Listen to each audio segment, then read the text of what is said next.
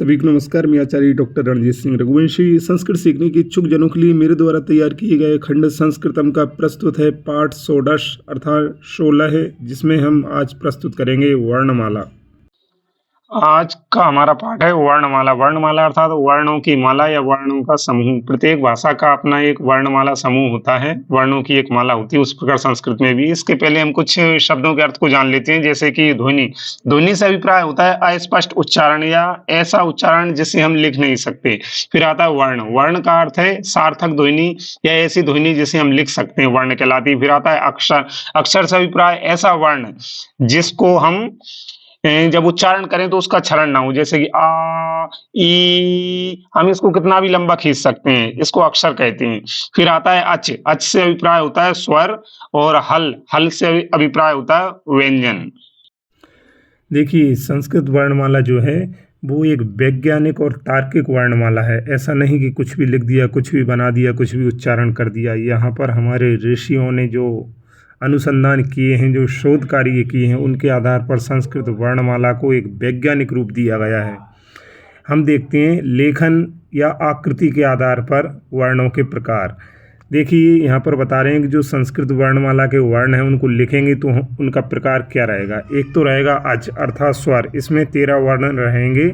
इन 13 वर्णों के अंतर्गत आ से लेकर औ तक रहेंगे। और फिर दूसरा प्रकार में जो आ जाएगा हमारा हल, इसमें रहेंगे व्यंजन। ये व्यंजन होते हैं 33 प्रकार के। इसमें 25 स्पर्श व्यंजन का से मा तक, 4 अंतःस्थ वर्ण, 11 अलावा 4 ऊष्म वर्ण श श स ह। इसके अतिरिक्त जो ना स्वर हैं, ना व्यंजन है, ना अच है, ना हल हैं, उनको कहते हैं अयोगवाह। ये 4 होते हैं संस्कृत में। एक है अनुस्वार, दूसरा है विसर्ग, तीसरा है का अथवा खा के बाद आने वाला विसर्ग जिसे बोलते हैं जिव्यामूलीय, और चौथा है पा या फा के बाद आने वाला विसर्ग, इसे बोलते हैं उपध्यमानीय। इस प्रकार से संस्कृत वर्णमाला में लेखन या आकृति के आधार पर यदि हम बात करते हैं तो जो मुख्य रूप से जो वर्णों का हमने प्रकार देखा वो 2 ही है। एक तो स्वर है, एक व्यंजन है। अयोगवाह को भी लिया गया है। अयोगवाह से अभिप्राय होता है कि जो ना स्वर में आएगा ना व्यंजन में आएगा, उसको अयोगवाह कहते हैं। और अयोगवाह में 4 प्रकार के वर्ण होते हैं, विसर्ग, व्यंजन, जिव्यामूलीय और उपध्यमानीय।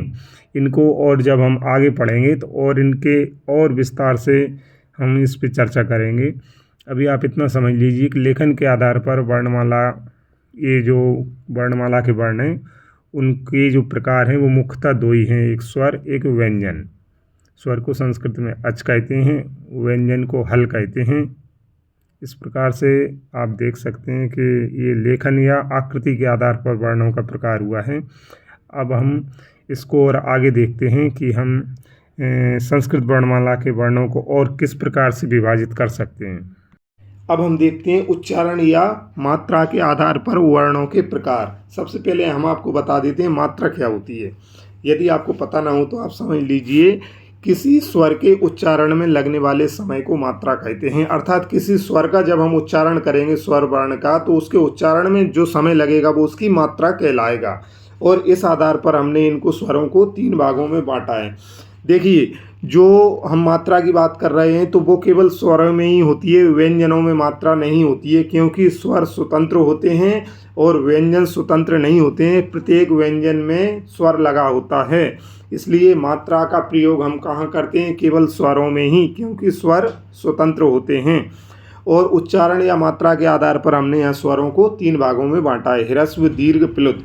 ह्रस्व से अभिप्राय होता है छोटे स्वर या मूल स्वर, या कहें एक मात्रा वाले स्वर, अर्थात जिनके उच्चारण में एक मात्रा का समय लगता है, जैसे अ, ई, उ, री, री। ये मूल स्वर हैं संस्कृत में, ये 5 होते हैं और इनको ह्रस्व कहते हैं। अब देखते हैं दीर्घ। दीर्घ से अभिप्राय है बड़े स्वर्ग या फिर कहें 2 मात्रा वाले स्वर्ग। देखिए, जो ह्रस्व 5 स्वर थे उनको ही हम दीर्घ कर देते हैं, उनको बड़ा कर देते हैं। आ का आ, ई का ई, उ का उ, री का री। लिरी जो है ना, लिरी एक संस्कृत में ऐसा स्वर है जिसका दीर्घ नहीं होता है। और फिर इसके बाद दीर्घ स्वर में आते हैं ए, ऐ, ओ, औ। ये सभी हैं दो मात्रा वाले स्वर, इसलिए इनको दीर्घ कहते हैं। अब पिलुत क्या है? पिलुत से अभिप्राय है दो से अधिक मात्राओं का जब हम समय लगाएंगे उच्चारण में तो वो पिलुत कहलाएगा। जैसे आ, ओ, यहाँ पर दो से अधिक मात्राएं लग रही हैं उच्चारण में तो हम इनको पिलुत कहते हैं। अब देखिए मैं आपको बता देता हूँ संयुक्त स्वर क्या होता है। हमने देखा ह्रस्व स्वर जो थे 5, उनमें से लृ को छोड़ के 4 का हमने दीर्घ कर दिया, लेकिन ए ऐ ओ औ ये कहाँ से आ गए? ये हमारे मूल स्वर नहीं थे, तो ये हैं संयुक्त स्वर। ये वास्तव में मूल स्वर नहीं है, ये संयुक्त स्वर हैं। ए कैसे बनता है? देखिए आ धन ई से ए बनता है, और आ धन ई अर्थात बड़ी ई से आई बनता है, आ धन ऊ से ओ बनता है, और आ धन ऊ अर्थात दीर्घ ऊ से औ बनता है। अब हम देखते हैं बलाघात के आधार पर स्वर वर्णों के प्रकार। देखिए बलाघात का अभिप्राय है कि जब हम स्वर का उच्चारण करते हैं तो उसमें कितना बल लगा रहे हैं, उसको बलाघात कहते हैं। बलाघात के आधार पर स्वर वर्णों का जो प्रकार है वो 3 प्रकार से विभाजित किया गया है इसमें स्वर वर्णों को। उदात्त, अनुदात्त, स्वरित। उदात्त से अभिप्राय होता है कि जब हम उसमें ऊंचे स्वर का उच्चारण करते हैं, या फिर हम कहें कि हम तालु के उच्च भाग से जब उच्चारण करते हैं तो इसका सूत्र है उदात्त का उच्चैरुदात्तः, अर्थात तालु के उच्च भाग से जो उच्चारण होगा तो वो उदात्त कहलाएगा। अनुदात्त क्या है? तालु के निचले भाग से जब उच्चारण होगा तो वो हमारा अनुदात्त कहलाएगा। इसका सूत्र है नीचैरनुदात्तः। फिर होता है स्वरित। इसमें ना तो उच्च उच्चारण करना है ना निम्न उच्चारण, इसमें संतुलन बनाकर रहना है, मतलब मध्यम रहना है इसमें। इसलिए इसका जो सूत्र है स्वरित का वो है समाहारः स्वरितः, अर्थात इसमें बलाघात का हमें संतुलन बनाना है, ना अधिक ऊंचा बोलना है ना नीचा बोलना है। जब संतुलन बनाकर हम बोलेंगे उच्चारण करेंगे तो समाहारः स्वरितः अर्थात वो स्वरित कहलाएगा। इस प्रकार से हम देखते हैं कि बलाघात के आधार पर स्वर वर्णों के जो प्रकार हैं वो हमने 3 प्रकार रखे हैं। उदात्त, अनुदात्त, स्वरित। उच्चैरुदात्तः, नीचैरनुदात्तः, समाहारः स्वरितः। मुख्यतः जब वैदिक पाठ करते हैं, गुरुकुलों में जो शिष्य वेद पढ़ते हैं तो वैदिक पाठों में इन चीज़ों का प्रयोग होता है, उदात्त, अनुदात्त, स्वरित। ये वैदिक पाठों के उच्चारण के लिए, वेद मंत्रों के उच्चारण के लिए ऋषियों ने ये व्यवस्था बनाई है। देखिए अभी तक हमने देखा स्वर वर्णों के भेद देखे, स्वर वर्णों के भेद अर्थात प्रकार देखे। कितने? 2 प्रकार देखे। एक तो देखा उच्चारण या मात्रा के आधार पर, फिर उसके भी 3 भेद थे, ह्रस्व, दीर्घ, प्लुत। फिर दूसरा हमने देखा बलाघात के आधार पर, उसके भी 3 भेद थे, उदात्त, अनुदात्त, स्वरित। दूसरी बात, मात्रा का अभिप्राय होता है कि किसी स्वर के उच्चारण में लगने वाला समय उसकी मात्रा कहलाता है। वो 3 प्रकार से हो सकता है, ह्रस्व, दीर्घ, प्लुत। उसी प्रकार से बलाघात का अभिप्राय होता है कि किसी स्वर का जब हम उच्चारण करते हैं तो जब उच्चारण करते समय किस स्वर पर कितना बल लगा रहे हैं वो उसका बलाघात कहलाता है। और ये भी 3 प्रकार से हो सकता है। ये हो सकता है हमारा उदात्त अर्थात ऊंचा, अनुदात्त अर्थात नीचा, और स्वरित अर्थात संतुलित बल लगाना। जैसे कि हम आपको बताएं कि हमने कहा कमल, तो कमल में यदि मैं मां पर बल लगा दूंगा तो देखिए कमल, तो ये क्या हो गया? हमारा बलाघात हो गया। अब इसी में अभी मैंने ऊंचा लगा दिया, अभी मैं उदात्त हो गया। अब मैं उसको अनुदात्त कर देता हूं, मां को अनुदात्त करूंगा। देखिए कमल, अब मैंने मां को अनुदात्त कर दिया। अब मैं स्वरित करूंगा, देखिए कमल, अर्थात मैंने संतुलित बल का प्रयोग किया है, संतुलित बल लगाया, ना उच्च किया है ना नीच किया है, तो ये संतुलित होगा, ये स्वरित हो गया। देखिए अभी तक हमने देखे थे स्वर वर्णों के भेद या प्रकार। अब हम देख रहे हैं व्यंजन वर्णों के प्रकार या भेद। व्यंजन वर्णों के 3 भेद हैं मुख्यतः, स्पर्श व्यंजन, अंतःस्थ व्यंजन, ऊष्म व्यंजन। स्पर्श व्यंजन में आते हैं का से मा तक के 25 व्यंजन, जो कि 5 वर्गों में बटे हुए हैं, का, च, ट, त, प। इसके बाद अंतःस्थ व्यंजन में आते हैं य, र, ल, व, ये भी 4 व्यंजन है मात्र। फिर आता है ऊष्म व्यंजन। ऊष्म व्यंजन में आते हैं श, श, स, ह, इसमें भी मात्र 4 व्यंजन है। इस प्रकार हमने देखा व्यंजन वर्णों के जो भेद हैं वो मुख्यतः 3 है, स्पर्श व्यंजन, अंतःस्थ व्यंजन, ऊष्म व्यंजन। इनके अतिरिक्त कुछ जैसे स्वर होते हैं, हमारे मूल स्वर होते हैं, उनको हम ह्रस्व स्वर कहते हैं और फिर दीर्घ स्वर होते हैं और उनके अतिरिक्त कुछ संयुक्त स्वर हमने बताए थे ए, ऐ, ओ, औ। उसी प्रकार से यहाँ पर भी कुछ संयुक्त व्यंजन होते हैं, जैसे कि छ, त्र, ज्य, स्र। अब देखिए छ कैसे बनता है, आधा का और षटकोण का श, का श से मिलके छ बना है। त्र कैसे बना है, आधा ता और रा। ऐसे ज्य कैसे बना है, आधा जा और या। स्र कैसे बना है, आधा श और रा। इस प्रकार से जैसे हमने वहां पर संयुक्त स्वर देखे थे, ऐसे ही यहाँ पर ये संयुक्त व्यंजन भी हैं, किंतु इनको व्याकरण में मान्यता नहीं दी गई है। व्याकरण में व्यंजनों के 3 ही भेद माने गए हैं, स्पर्श व्यंजन, अंतःस्थ व्यंजन, ऊष्म व्यंजन। अब हम देखते हैं वर्णों के प्रयत्न। सर्वप्रथम हम ये जानते हैं प्रयत्न क्या होता है। देखिए व्याकरण में प्रयत्न का अर्थ होता है वर्णों के उच्चारण के समय होने वाली मौखिक चेष्टाएं। अर्थात जब हम वर्ण का उच्चारण करते हैं तो हमारे मुख के द्वारा जो विभिन्न प्रकार की चेष्टाएं की जाती हैं वो प्रयत्न कहलाती हैं। प्रयत्न 2 प्रकार के होते हैं, अभ्यंतर प्रयत्न अर्थात मुख के अंदर के प्रयत्न, बाह्य प्रयत्न अर्थात मुख के बाहर के प्रयत्न। आभ्यंतर प्रयत्न 5 प्रकार के होते हैं, स्पृष्ट, ईसत स्पृष्ट, विवृत, ईसत विवृत, संवृत। उसी प्रकार अब देखिए बाह्य प्रयत्न 11 प्रकार के होते हैं, विवार, संवार, श्वास, नाद, घोष, अघोष, अल्पप्राण, महाप्राण, उदात्त, अनुदात्त, स्वरित। अब हम इनके अर्थ को देखते हैं। आभ्यंतर प्रयत्न में प्रथम प्रयत्न होता है स्पृष्ट। स्पृष्ट का अर्थ होता है वर्ण के उच्चारण के समय हमारी जिह्वा का तालु को स्पर्श करना, स्पृष्ट कहलाता है। फिर ईसत स्पृष्ट। ईसत का अर्थ होता है थोड़ा, किसी वर्ण के उच्चारण में जब हमारी जिह्वा हमारे तालु को थोड़ा स्पर्श करेगी तो ईसत स्पृष्ट होगा। फिर आता है विवृत। विवृत का अर्थ होता है हमारे मुख का खुलना, जब किसी वर्ण के उच्चारण मुख खुलेगा तो विवृत।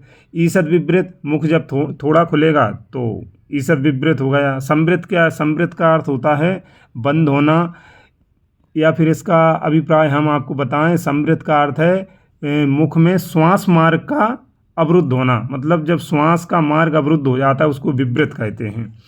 अब जो बाह्य प्रयत्न है उसमें प्रथम है विवार। विवार का अर्थ होता है स्वरतंत्र या मुख का खुलना। संवार, संवार का अर्थ होता है स्वर तंत्र का संकुचित होना। श्वास, श्वास का अर्थ है श्वास का चलना। नाद, नाद का अर्थ है सामान्य ध्वनि, कोई ध्वनि निकलना। घोष, घोष का अर्थ होता है गूंज, जब कोई गूंज सुनाई दे। अघोष अर्थात गूंज सुनाई न दे।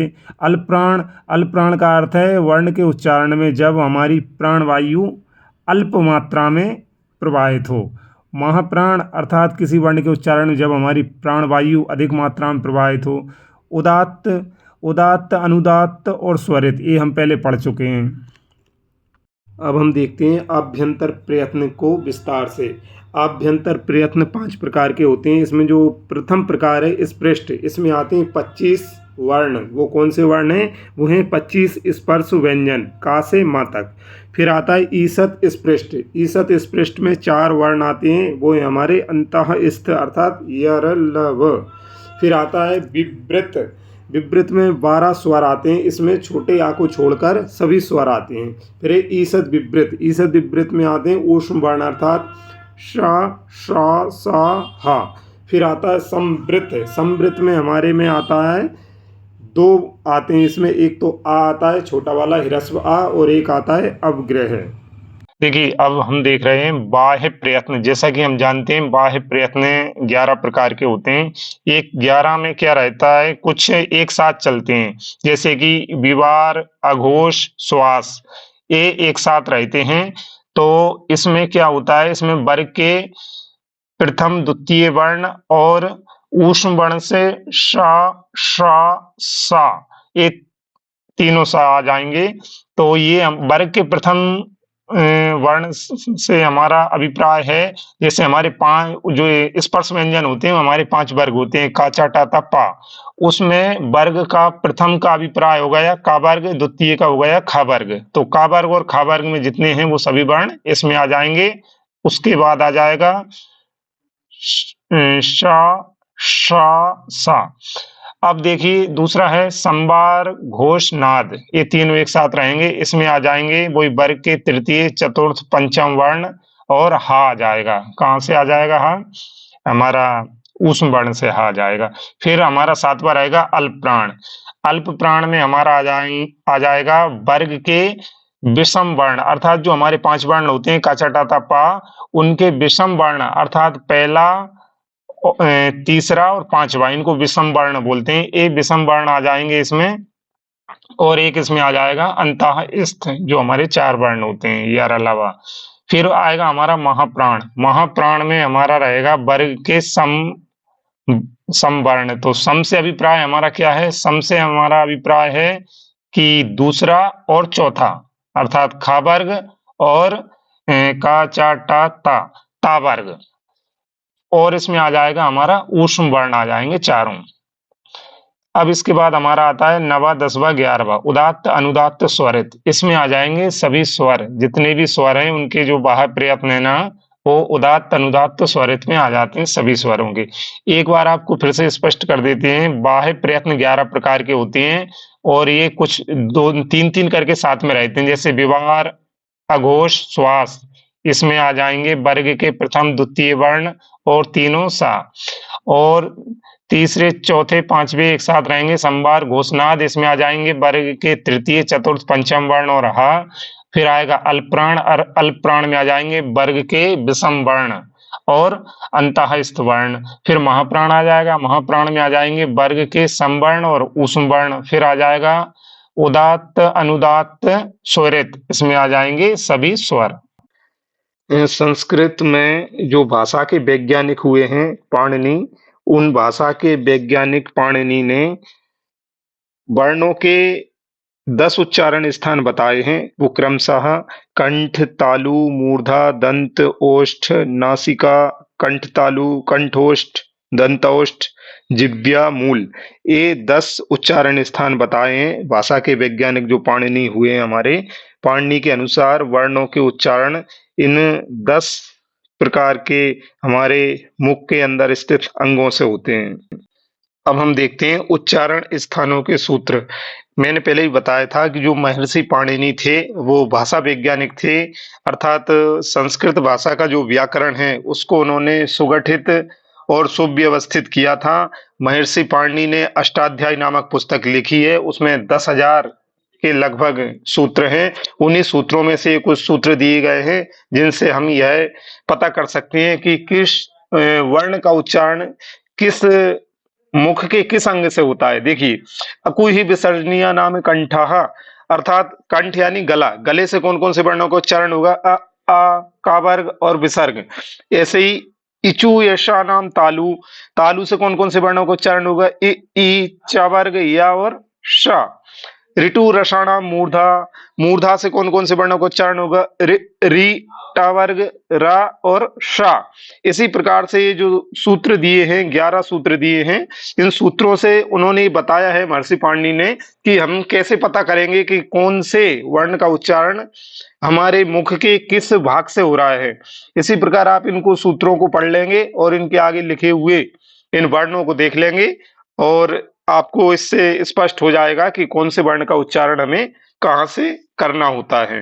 अंत में देखिए लिखा है नासिका अनुस्वारस्य, अर्थात नासिका से अनुस्वार का उच्चारण होगा। जो अंत में जो आपको दिख रही है सामने काले अक्षरों में बिंदी, वो अनुस्वार है। इस प्रकार से संस्कृत है एक वैज्ञानिक, सुव्यवस्थित और सुगठित भाषा है। संस्कृत जैसा वैज्ञानिक सुदृढ़ व्याकरण आपको किसी भाषा में नहीं मिलेगा। एक एक वर्ण का उच्चारण स्थान भी निर्धारित किया गया है। ऐसे महान ज्ञानी थे हमारे ऋषि मुनि। इसमें पाणिनि ने 11 सूत्र दिए हैं, उच्चारण स्थानों को निर्धारित किया गया है। इसमें उच्चारण स्थान हमारे 10 हैं, सूत्र भले ही 11 हैं, क्योंकि इसमें नासिका 2 बार आ गया है, 6वें नंबर पर और 11वें नंबर पर। अद्य किम ज्ञातम, आज क्या सीखा। देखिए, आज हमने सीखा वर्णमाला, जिसके अंतर्गत वर्णों के प्रकार, स्वर, व्यंजन, अयोगवाह, संयुक्त। फिर स्वरों के प्रकार, उच्चारण मात्रा के आधार पर, ह्रस्व, दीर्घ, प्लुत। स्वरों के प्रकार बलाघात के आधार पर, उदात्त, अनुदात्त, स्वरित। फिर हमने देखा व्यंजन वर्णों के प्रकार, स्पर्श, अंतःस्थ, ऊष्म। फिर देखा वर्णों के प्रयत्न, आभ्यंतर 5, वाह्य 11। फिर देखा वर्णों के उच्चारण स्थान व उनके सूत्र, उच्चारण स्थान 10 और उनके सूत्र 11। सर्वेभ्यो नमो नमः। वंदे संस्कृतम।